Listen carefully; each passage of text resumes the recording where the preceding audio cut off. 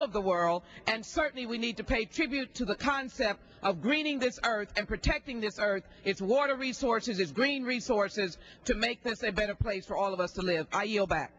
Thank you. The gentlelady yields back. The gentleman from Louisiana.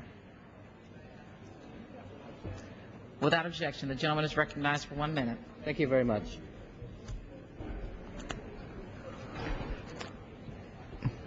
Madam Speaker, I come before the House today to express the views of a freshman congressman whose knowledge and experience of the workings of Capitol Hill have spanned a little more than 3 months.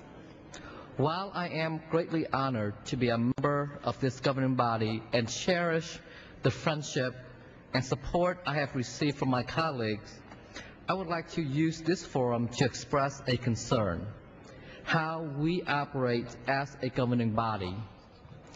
Aristotle said virtue is the mean between two extremes. This definition of virtuous state of character was appropriate over 2,000 years ago, and it continues to be true today. Will the House please come to order? Thank you. Virtuous character, properly exercised, is to react to circumstances in the appropriate way and to the appropriate degree. I believe that we, as members of Congress, must govern from a political spectrum that resonates the mean and not the two extremes. What are these two extremes? The left-wing liberals. Expired.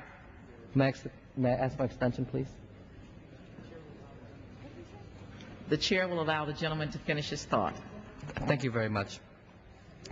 Left-wing liberalism, whose governing stance simply focuses on the immediate with little attention to moral implications and the burdens of future generations, and right-wing conservatism, whose rhetoric seeks to inflame rather than inform. The future of America is too important for this body to be embattled and impeded by radical ideologies and political maneuvering. Time has expired.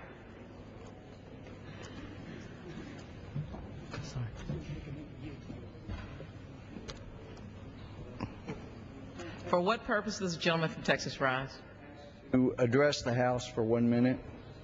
The gentleman is recognized for 1 minute without objection. Thank you, Madam Speaker, and I would yield my minute to my friend from Louisiana. Thank you very much. We must remember who we represent as members of Congress. The average American whose language does not reflect the extremes, but who simply asks, how will I pay my bills? How can I raise my children to be successful and moral citizens? And how can I worship and express freely my religious faith? Our public policy today, depending on who is in power, tends to reflect limited political agenda, which gets the country in trouble in one manner or another. While history is our mentor, we must look at the state of our nation today and address our shared problems through the cumulative knowledge we have acquired as we continue to progress and to evolve as a nation. Neither liberals nor conservatives can relive their past. We as a governing body must use all of our knowledge and tools that we have to address the problems of a dynamic and evolving national or global society in the appropriate way and to the appropriate degree. Thank you. The gentleman from California, for what purpose does the gentleman from California rise? Without objection, the gentleman is recognized for 1 minute.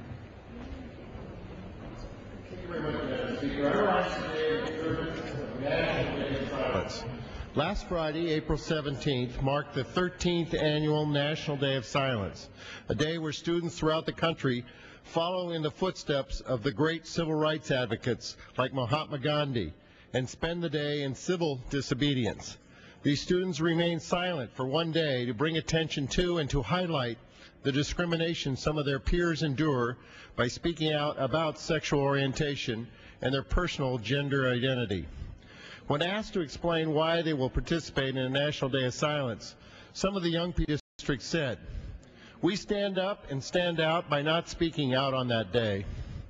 The Day of Silence is the day to acknowledge the roads already traveled and the ones soon to be traveled, to show how far we have come, and how much further we have to go. The Day of Silence brings attention to